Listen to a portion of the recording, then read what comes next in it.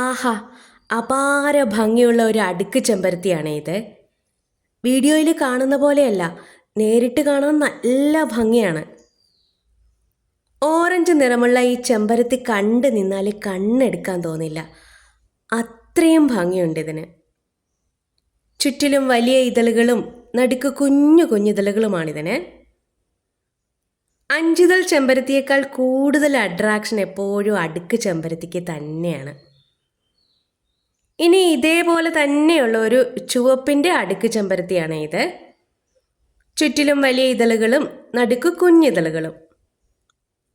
ആദ്യം കാണിച്ചതിൻ്റെ അത്രയും തന്നെ വലിപ്പം വരുന്ന ചെമ്പരത്തിയാണ്. അടുക്ക് ചെമ്പരത്തിയിൽ നിറയെ പൂക്കൾ പിടിച്ചു നിൽക്കുന്നത് കാണാൻ ഒരു പ്രത്യേക ഭംഗി തന്നെയാണല്ലേ. ഇനി ഇതിനേക്കാൾ ഇത്തിരി വലിപ്പം കുറഞ്ഞ ഒരു മഞ്ഞ അടുക്ക് ചെമ്പരത്തിയാണ് ഇത്. ഇതളുകൾക്ക് വലിയ വലിപ്പ വ്യത്യാസമില്ല.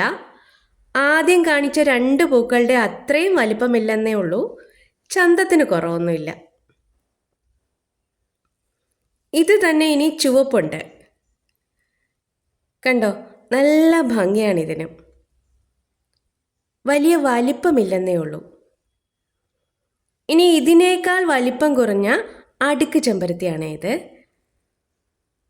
പനിനീർ റോസിൻ്റെ വലിയ പൂക്കളില്ലേ, അത്രയും വലിപ്പമേ ഇതിനുള്ളൂ. മജന്ത നിറമാണെന്ന് പറയാം.